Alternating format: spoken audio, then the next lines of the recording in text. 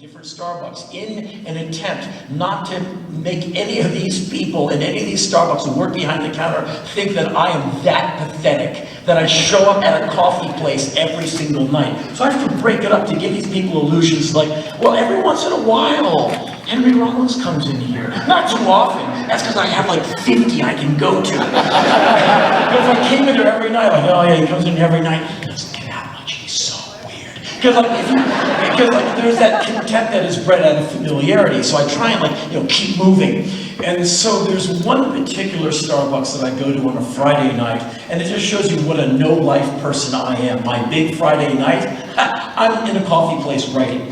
And so there's one in a place called Toluca Lake, which is right near Warner Brothers and Disney. And I like that one because when usually you walk in, it's very, very quiet. And there's a bunch of people fearlessly staring at laptops. And if you look by and sneak a peek at what they're looking at or working on, it's screenplays. Because it's like the Hollywood industry. They are screenwriters. They don't want to talk to you. They don't want to know. They want to finish their work. So it's a very quiet, good working environment in there. So Friday nights, I go in there as early as possible. Why do I need to go in early? Believe me, this story is leading somewhere. Because next to the Starbucks is a very famous Bob's Big Boy. It's famous because there's a massive parking lot in the back, and on Friday, Saturday nights, when the weather is good, gearheads from all over Southern California show up with their vintage cars and their vintage motorcycles, and they open up their hoods, and a bunch of these grizzled men with amazing hair, thick, unctuous hair, hold back tattoos on their faces and hands, guys who've spent their whole lives in the sun when they weren't in Pelican Bay or San Quentin,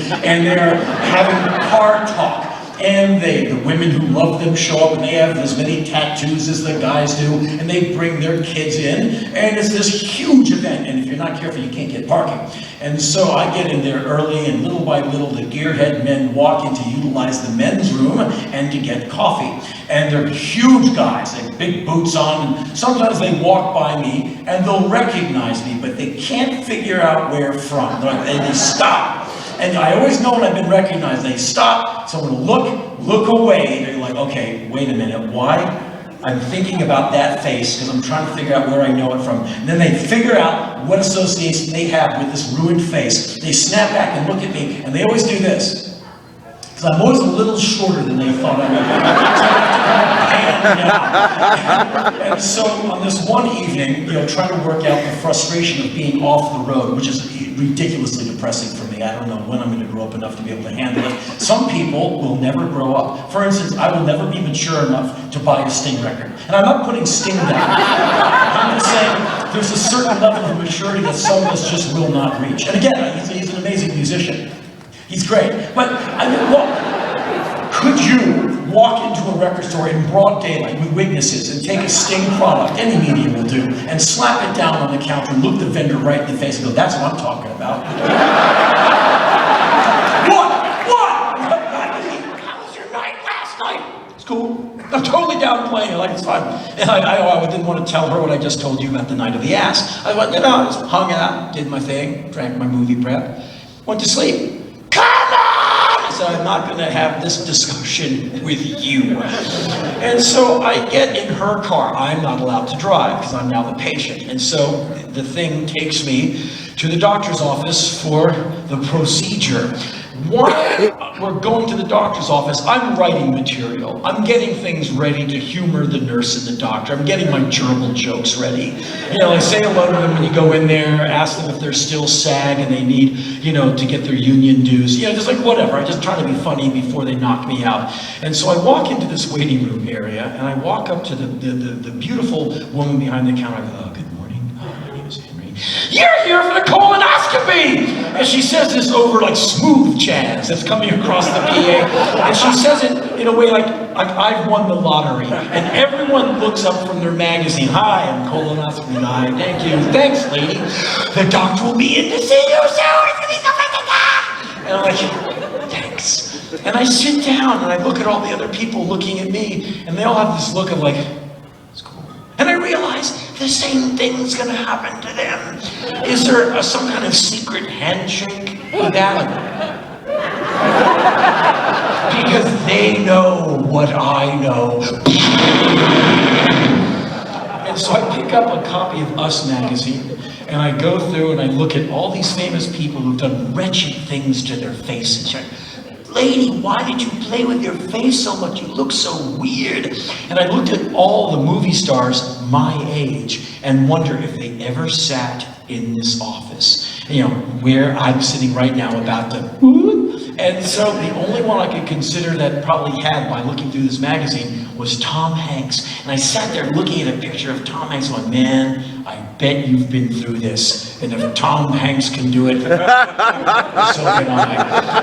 And then this nurse comes out, she goes, are you Henry? I said, I am. She says, come with me. And I'm about to work one of the gerbil jokes. But these people hear everything. And you think she hasn't heard that thing before? I don't want to be the next idiot. So I just keep my mouth shut. And she's working, the staff. She's, okay, how old are you? I said, 28. She said, right. I said, 52. She said, okay, that's very good. And she said, how tall are you? I said, 6'4". She actually wrote it down. I was like, yes, but you can't do that because the anesthesiologist has to see all this stuff. And if you say you're really tall, they might give you too much juice and, you come out not all there. It makes you perfect to run for Congress, but not good for anything else.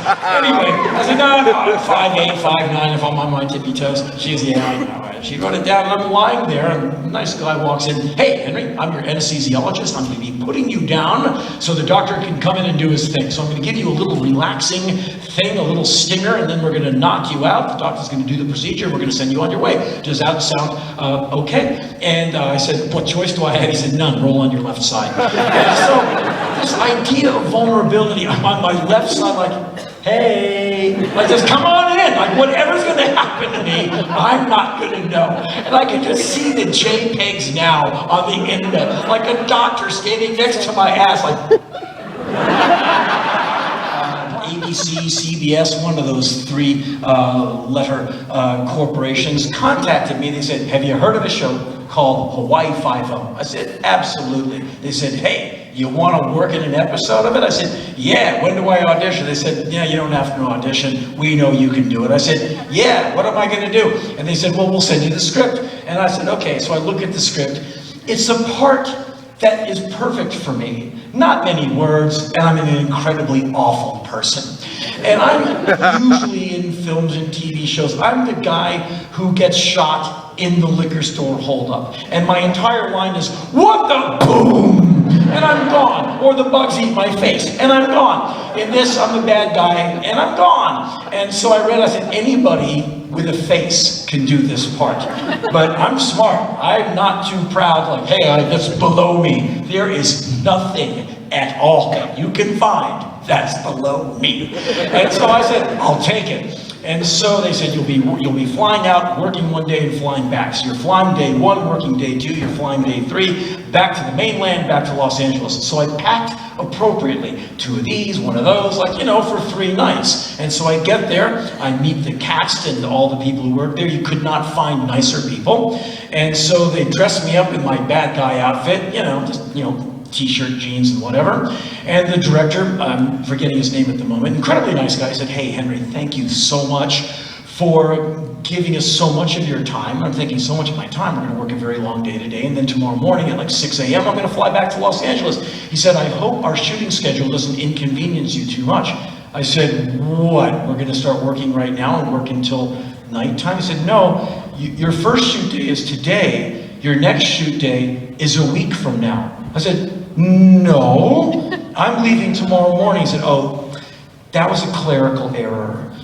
You're here for the next 8 days. I said, but I only have, so I went up to the wardrobe lady. I said, okay, I have a situation. She said, I heard you're stranded here for a week. I said, yeah, and I'm not trying to be a jerk and push people around, but can you loan me some t-shirts? And she said, we have a wardrobe department that would kick your ass. What do you need? I go, well, this is my size. Look at me. This is me. can I get some gym clothes? She goes, what color? I said, I'll take anything. I'm just grateful. I'm not trying to be choosy. Like, 4 of these, 5 of these. And she said, it'll be in your trailer in 10 minutes. And it was. They were so good to me. And I, go back there, I'm like, wow, got these big bags of clothes, tube socks. But hey, it's going to work. I'm not picky. I just put clothes on, I leave. And so I did my day of work. And in this long day of work, I am a bad guy who's going to get the old what for by the 5-0. And I learned on that day that different actors have different ways of getting to the moment where they can attach themselves to that emotion and deliver to you, the viewer, that wonderful magic that we see on the screen. Some people, they just act. And in this scene, you're going to be very angry. Okay, and action. I'm really bad, and cut. How's that? And then no problem. They can turn it on, turn it off. Other people, they utilize the method where they actually have to be angry in that moment. So they have to work themselves into a physical state of complete and unreasonable rage. And that would describe one of the actors in this fine cast, the one who was told to beat the hell out of me chained to a seat. And so I am watching the end of my rib cage as this actor storms around the set going, ah! Ah! And the props guy comes up with one of those pads that you hold in front of your stomach so another person can hit it as hard as he can. This guy starts wailing on that pad like he hates his father. Like, ah! Ah! Ah! Ah! And it was like, and no one's batting an eye. This is how he gets there. But he's going to get to my ribs with punches he's supposed to be pulling back. But when you're that mad, you're going to miss. And oh, did he? And take one. He comes storming into the set, sweating now. And I'm like, I'm cuffed. He starts like, boom, pull punch, crack. I'm like, wow, I'm not acting now. That really did hurt. And as soon as they say, and cut, he comes over, he's like, are you okay? I'm cuffed. I'm like, I'm fine. I'm fine. And he hugs me and says, I'm so sorry, man. I said, no, it's okay. He's such a nice guy. Oh, we shot that for about 3 hours.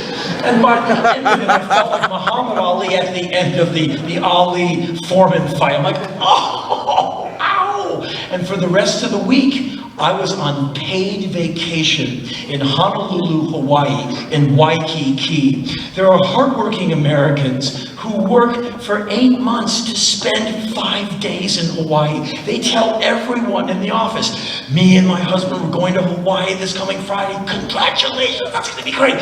We've been saving for this. We've got our suntan lotion. We cannot wait. And I'm walking around being paid to stand around and wait to work 5 to 6 days later. And I'm wandering through Waikiki full of couples and families from China, from Japan, from Australia, from America. And they're all on vacation. They got the kids, and the kids are wearing some crazy hat that they bought them. And you have the young couples who are there to drink and screw every night. And everyone's falling out of their outfits. And there's adults my age who are just dead set on wearing that very small bit of bathing gear, even though they don't fit into it, but damn it, it's my time now. And they put it on, and they just walk around like, here it is. You're like, damn, that's a whole lot of you. If I had a vagina and ovaries, I would be his worst nightmare. Because if you had the temerity to tell me what I can or cannot do with my stuff, my foot would go so far up your ass, you'd wish you had movie prep to vacate the area. It is unbelievable to me. And I'm not trying to win you to my side, I'm just saying it personally offends me. So when I'm asked to do shows in Texas, I say yeah, because the Texans at my show are dead cool.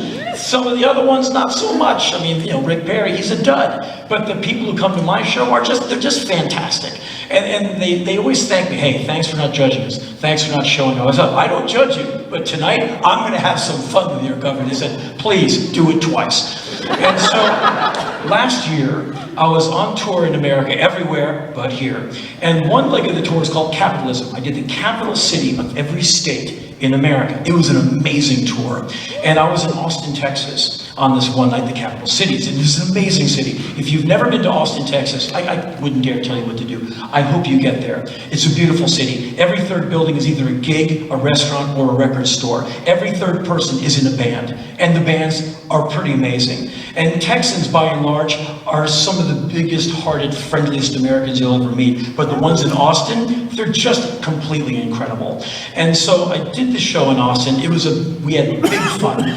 And afterwards, I'm out by my Bon Jovi mobile, my Def Leppard Express, my rolling carbon footprint. And I hang out and talk to anyone who wants to talk to me. Punk rock instructs me not to blow people off. You know, so, hey, can you bother me? I can't do that. I'm not wired for that. And so I'm standing outside by the Def Leppard Express, and I'm talking to the few people around me. And it's kind of dark. We're in an alley with like bad overhead lighting. And a guy kind of comes out of the murky darkness. And he hands me something, and it looks to be a black rubber band, the kind that you used to wear around your wrist back when we still liked Lance Armstrong. But this one is black, and he goes, "Hey Henry, I want you to have this." I said, "Okay, man, thanks." And I take it from him, and I look at it, and there's writing on it, indented into the rubber. So I have to hold it into the light to see what's written on there. It's a man's name with a date from July of last year. And so I read it, and I said, "What's the significance of the name and the date?" And the guy said, "That's my brother. He was killed this year in Afghanistan. And my brother and I used to come and see you do shows, and we'd always come together in Austin to see you. And he's dead now, and so I have to come by myself. But you don't understand, man. He really liked you, and you meant a lot to him. So I made 100 of these, and I want you to have it because I want him to mean something to you. And in a situation like that, I'm sorry for your loss. Sounds almost trite. You are sincerely sorry for the loss, but it's like, it doesn't mean much." I said, "Damn, man, I'm so sorry." And he said, "Yeah, it sucks." I said, "How's your family?" And he said, "It's been really hard on my mom." I said, I can't imagine. A mom losing her kid, I don't want to know about. I cannot do that. And so I said, "So have they gotten any better with your gay thing?" He said, "No." I said, "And you go back to get told, hey, you're a fag?" He said, "Yes, basically." I said, "Why?" He said, "They're my parents." I said, "That is not a good excuse for me." My father was a PhD in economics. He's incredibly smart. He was also a magnificent racist, a record-breaking homophobe, and an incredible misogynist. And by age 8, he was giving me these amazing bits of life wisdom, like, don't trust a spade, black person. Never trust a chink. Never trust a chink. Anything else, Dad? Okay.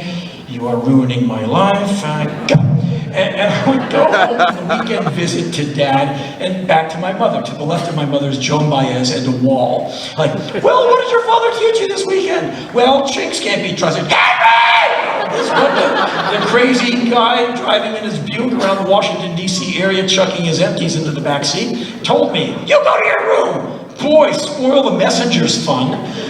But I knew he was wrong. I knew he was wrong. So I never went that way. And so I said, my father has he has an ignorance problem. And so I never went back. I have no idea if he's alive or dead. If he's alive right now, he's probably crouching low in the weeds of Virginia somewhere, clutching his AR-15, waiting for the next directive from either Ted Nugent or Wayne LaPierre. I'm sure he's still, it's the eye of the tiger he has. Anyway, so I said, "Why do you keep going back to see your parents?" He says, "They're my parents." And I said, "That's a pretty heavy lift." He said, it is. He said, "But I have found a way to love them." I'm like, "Whoa, I want to take you to some water to watch you walk across it. You find a way to love your hateful parents." Ooh, Gandhi, damn. And I said, "I have to, they're my parents." I said, "You don't have to, but you do anyway." And I stuck my hand out. I said, "Can I shake your hand?" He said, "Okay, why?" I said, "I like shaking hands of people who are stronger than I am." He said, "What do you mean?" I said, "Pal, I can't lift that. That's too strong for me. I can't chin my chin up to that bar. That's awesome. I'm so glad I met you, and I'm glad I was the soundtrack for da-da." And he went, "Yeah." So we shook hands on that. And I share a country, as you do, with this guy. And I think we should feel lucky. These are real brave people who are dealing with a whole lot of heavy stuff. And at one point, we were in Nevada, and we had to leave the Bon Jovi and shook his hand, and we're like, wow, hey, you're cool, man. And he said, I said, what do you do here? He said, I have a band, I do stuff, and we're practicing down the hall today, and I knew you guys were practicing here. I just wanted to say hi and introduce myself and say I'm a fan of you guys, and I'm a fan of yours, Henry. I like what you have to say. I'm like, well, damn, RuPaul, truly, it's really cool to meet you. And I said, yeah, that's cool, man. He's in our building, right on.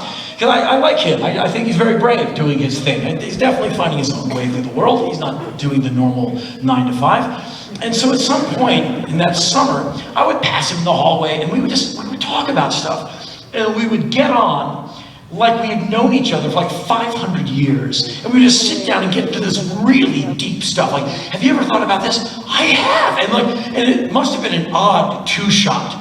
There's just like this unnaturally tall basketball player-sized bald black guy, and me,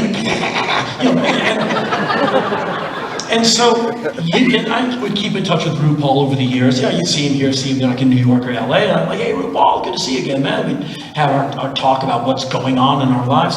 And a few years ago, RuPaul asked me to be on RuPaul's Drag Race. And I said, let's see, how fast can I say yes? Yes, of course, I'm not saying no to that, are you kidding? And so, as loath as I am to sit in judgment of another person, because basically you sit on the show and go, okay, it's gonna be you, you're gonna go home. I hate being that person that said, you're not as good as the other 2 or 3 or 4 or whatever, because everyone on that stage, all these drag queens, they're all kicking ass. I mean, they're amazing, they're doing their thing, and I don't want to send any of them home. I think they're all fantastic, but there's no way I'm saying no to being on RuPaul's Drag Race.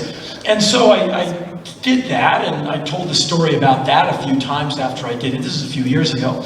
And so the other day, RuPaul's people call Heidi on the phone. Get in here! And I walk in, being like, I've got RuPaul's people on the phone. RuPaul has a new web show that she is doing, where you drive around LA and he drives you as you run and do your errands with RuPaul driving you. And there's a camera set up here on him and a camera set up here on the passenger.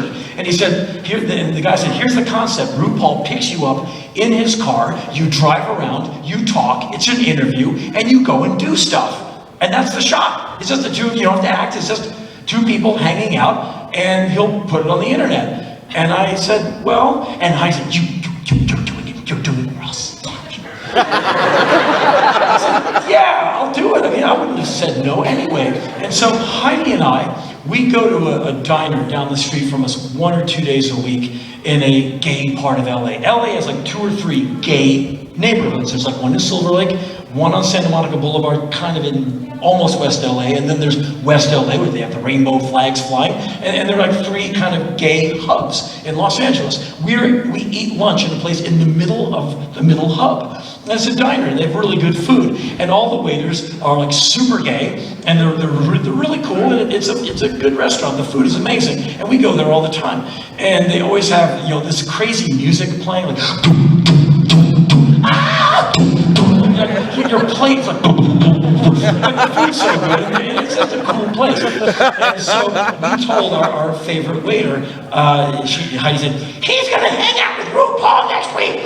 He was like, and this guy said, he is like my favorite human being. He is my hero. Kept me from killing myself. He makes me feel strong. And she said, we'll get you an autograph photo. She pokes her, get him an autograph photo. And so we write RuPaul's people, say, hey, can RuPaul bring with a photograph that he can autograph for this guy? And the guy writes back, goes, yeah, we got stacks of those things. No problem. So on the day, RuPaul pulls up to my office. Ding dong. And he comes in, and I walk RuPaul into Heidi's office. She's like, oh my God! Oh my God! You're standing in my office, RuPaul! She runs at poor RuPaul, who's no one has warned this guy, and what a psycho this woman is. And she just like, runs at him. It's like being like, run by Carol Channing. Like, And so I separate the 2, and I said, okay, so are we leaving? He said, yeah, we're out of here. I said, did you get that photo for her? He said, yeah, it's in the car. So we're good to go. We get in the car, and we're driving around, and the camera's on. We're just talking about everything from the new David Bowie album to what we've been doing since we last saw each other. People in traffic recognize me. It's Los Angeles is where I live. I got a recognizable face to some people. And people are trying to figure out, who's that tall black dude he's with? Like, that's Henry Rollins. Who's that dude? I don't know. I hope he's okay. And so we drive and we do some errands. And I tell him this story. I said, you know, I haven't had a chance to tell you the ramifications and the fallout of me being on your show. And he said, oh, girl, tell me everything. And I said, okay, it was a weird time for me. I saw how primordial and simplistic I really am. He said, what do you mean? I said, I'm sitting there, me, a heterosexual male. I'm a card-carrying straight male. In my youth, I was a very intense heterosexual male. Women, women, women, women, women. Thus spoke Zarathustra. Women. At 52 years of age, I'm kind of a desperate heterosexual man. Please don't laugh at me when I take my clothes off. And so, you know, with great trepidation, I am heterosexual. I like women, don't laugh.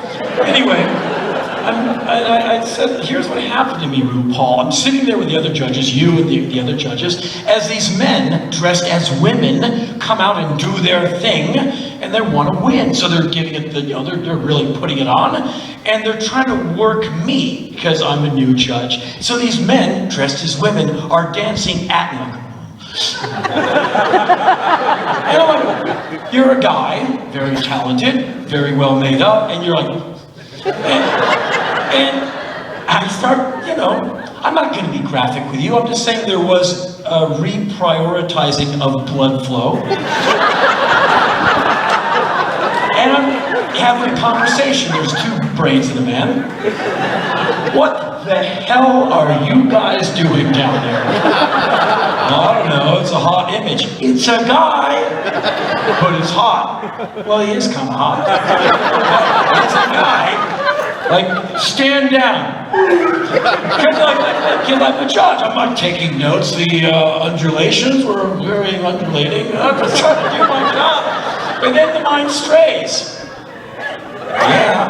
Yeah. What are you doing? And so I'm just trying to, it was the whole afternoon, it was like, no, like, here comes Darwin, Darwin, go away. In comes Darwin, Darwin, go away. And so I said, it was the weirdest afternoon of being turned on by men. And it's not the mold of cloth I'm cut from, yet if it moves. And I said, am I some kind of Eddie Porter storm guy? Or is that just how we men are if you put lipstick on a couch?